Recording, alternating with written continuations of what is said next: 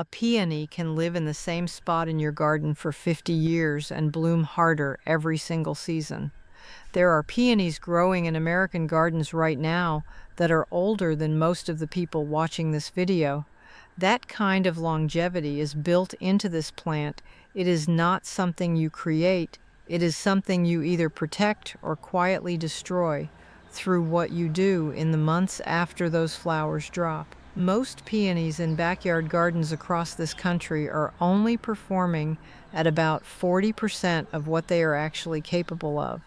Not because of disease, not because of bad soil, because of 7 specific things their owners are doing, or not doing, in the months after blooming ends. If your peony looks healthy but blooms less every year, you are about to find out exactly why. If you are new here, welcome to the Gardening Grandma. Hit that subscribe button right now. Let us begin. Mistake 1. Removing the leaves right after the flowers drop. The moment those flowers are gone, the pruners come out. The peony looks rough, dried petals, seed pods forming, stems that look like they have nothing left to give. So you clean it up, cut it back, make it look tidy again. That impulse is completely understandable. It is also the very first thing costing you flowers next spring. Here is what is actually happening inside that plant.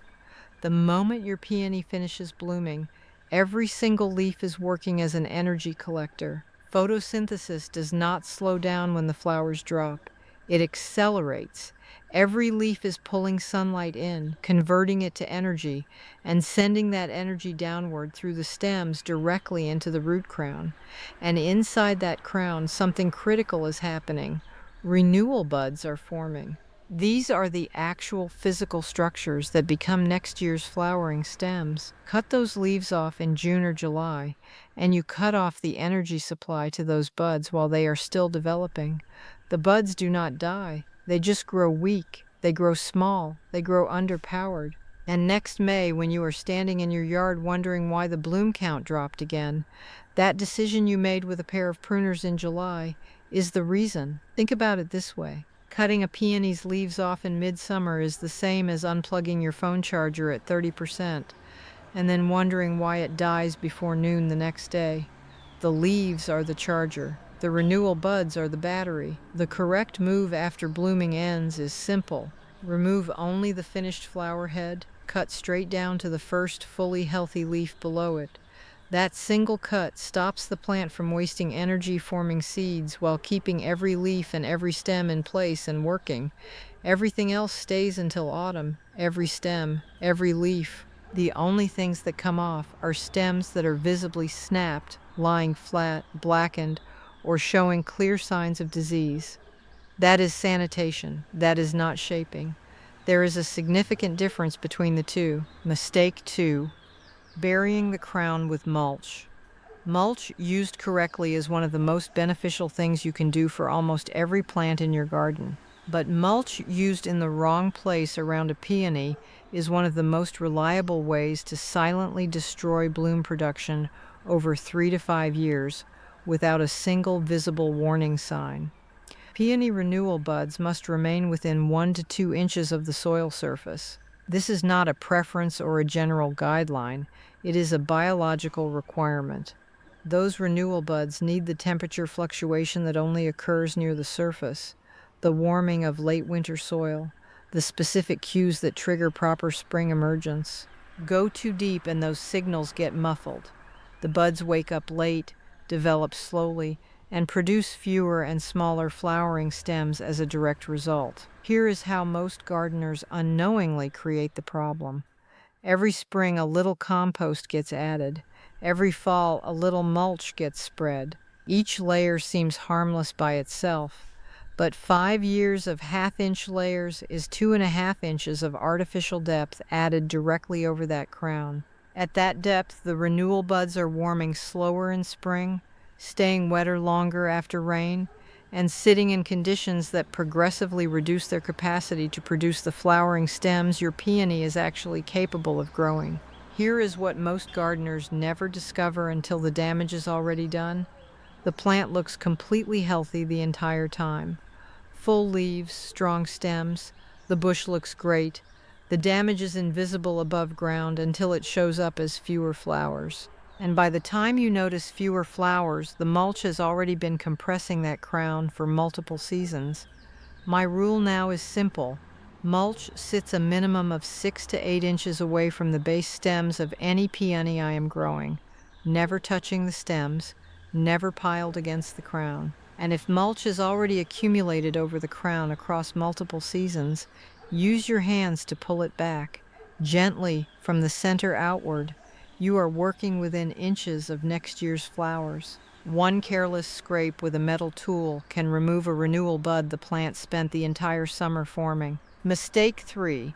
Feeding peonies with high nitrogen fertilizer after blooming. After your peony finishes blooming, it looks tired, so you feed it something to help it recover.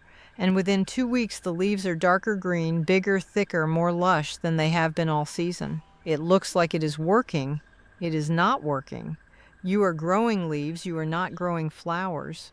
Nitrogen drives vegetative growth, leaves, stems, green mass. When you apply a high nitrogen fertilizer after blooming ends, you are sending a direct signal to the peony that says keep growing upward. But after blooming, a peony does not need to grow upward. Its entire biological priority has shifted. It needs to build downward. It needs to develop and strengthen its root system, form and size those renewal buds, and store the energy reserves that will power next spring's emergence. Nitrogen interferes with every single one of those processes. What a peony actually needs after blooming is phosphorus and potassium. Phosphorus supports root development, energy transfer, and the initiation of those renewal buds. Good sources include bone meal and superphosphate.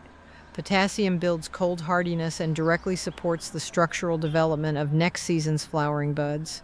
Potassium sulfate is one of the cleanest sources available. When you are looking at a fertilizer label after blooming season, you want the second and third numbers higher than the first.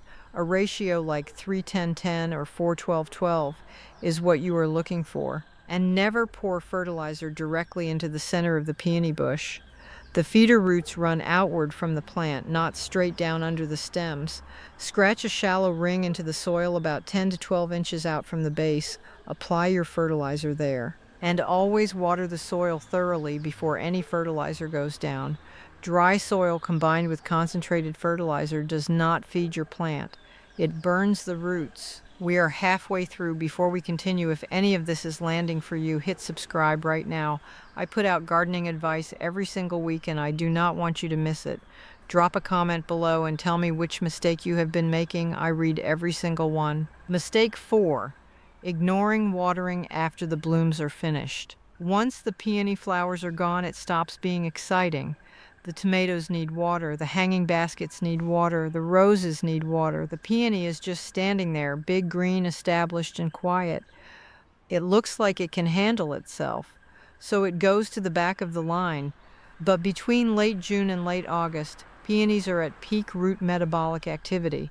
The root system is simultaneously doing 3 things at once: storing carbohydrate reserves that will fuel next spring's growth, developing and sizing the renewal buds that become next year's flowering stems, and beginning to build the cold hardiness that will carry the plant safely through winter. When soil dries out deeply during July and August, the plant does not die. It does not wilt dramatically. It simply downregulates. It quietly reduces the number of renewal buds it is willing to invest energy into. It produces smaller, weaker buds with less stored energy behind them.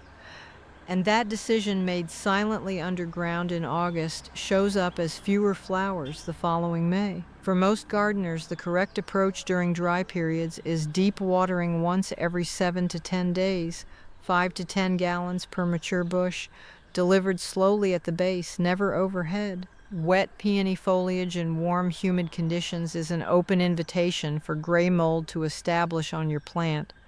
Water at the base, keep the leaves dry, and protect the energy work that is happening underground. Mistake 5. Cutting peonies down too early in autumn. September arrives and the garden looks tired. The peony foliage is starting to look spotted and rough and past its prime. So the beds get cleared and the peony stems get cut to the ground. And what just happened underground is the reason your peony will produce fewer flowers next spring. As long as those leaves retain any green color, even partial green, they are actively working. The plant is systematically pulling stored nutrients back out of the leaves and stems and moving them down into the crown and root system before winter arrives. Nitrogen, phosphorus, potassium, trace minerals, everything that was used to build the foliage across the season is being reclaimed and stored underground where it will fuel next spring's emergence. Cut those green leaves off and you stop that process immediately. Whatever was still in the leaves stays in the leaves and goes straight into your trash bag. The correct timing for cutting peonies is not a calendar date, it is a plant condition. You wait until the foliage yellows, browns, softens, and begins to collapse on its own. In most American growing zones, this happens after the first hard frost in October or November. Watch the plant, not the calendar. My rule now is simple.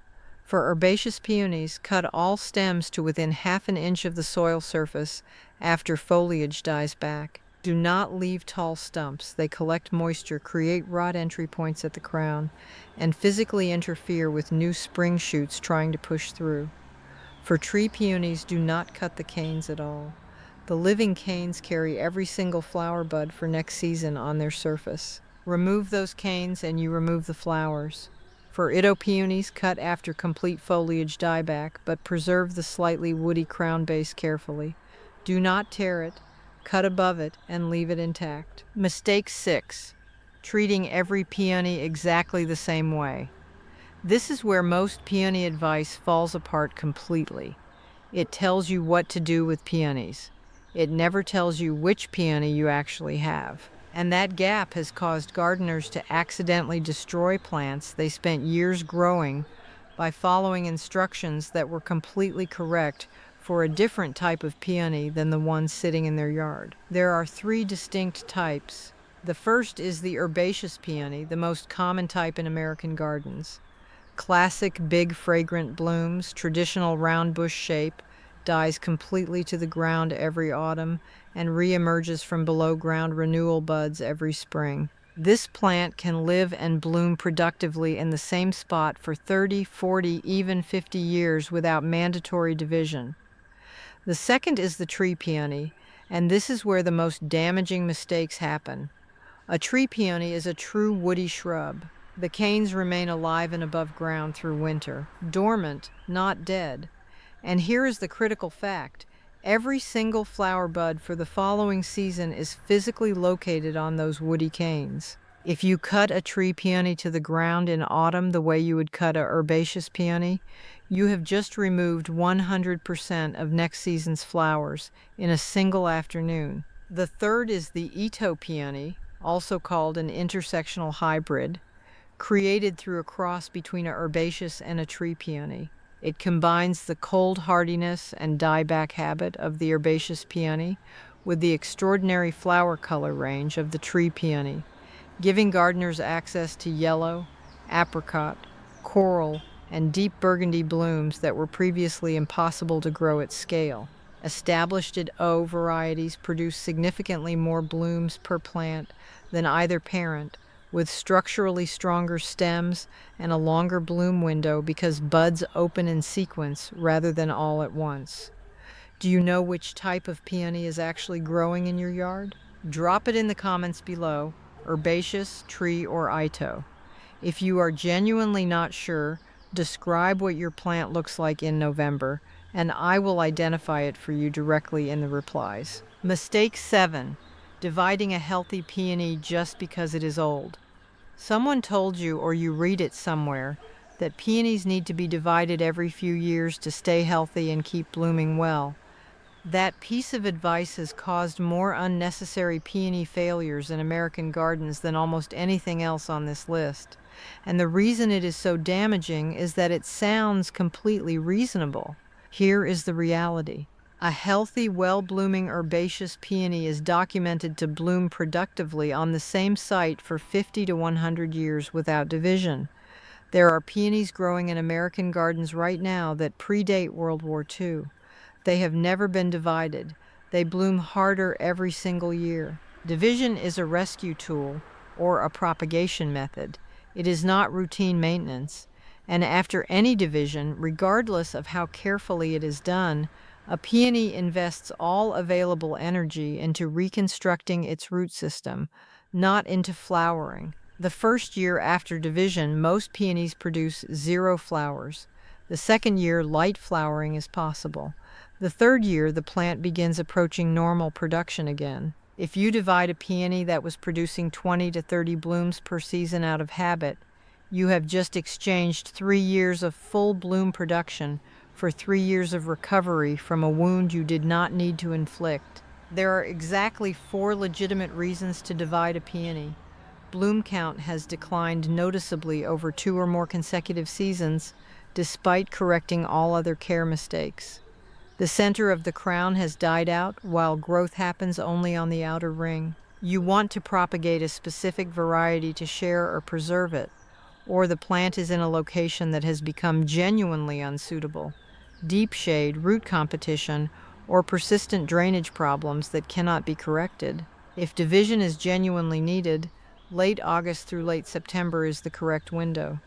Dig with a wide perimeter. Storage roots are thick, brittle, and run wide.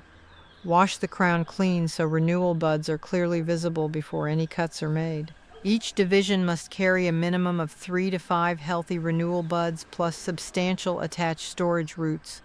Plant with renewal buds no deeper than 1 to 2 inches below the soil surface, and water deeply immediately after planting. Then check the depth again after the soil settles, because it almost always sinks more than expected after the first watering. 7 mistakes. Every single one is fixable, and every single one is avoidable once you know what to look for. The principle behind all of them is the same. Understand what your peony is doing underground and work with it, not against it. Leave the leaves until autumn. Clear the crown of mulch. Feed the roots with the right nutrients, not the foliage with nitrogen. Water deeply while the plant is doing its invisible summer work. Let the season finish on the plant's schedule, not yours. Know which peony you have before you touch it, and only divide when you have a genuine reason to do so. If today's video gave you answers to questions you have been carrying for years, drop a comment below and tell me which of the 7 mistakes hit closest to home. Subscribe if you have not already. I put new gardening videos out every single week. And share this with one gardener in your life who has been struggling with their peonies and cannot figure out why. They are out there right now wondering what they did wrong, and now you know exactly what to tell them. Until next time, happy gardening. Take care of yourselves and take care of those beautiful gardens of yours.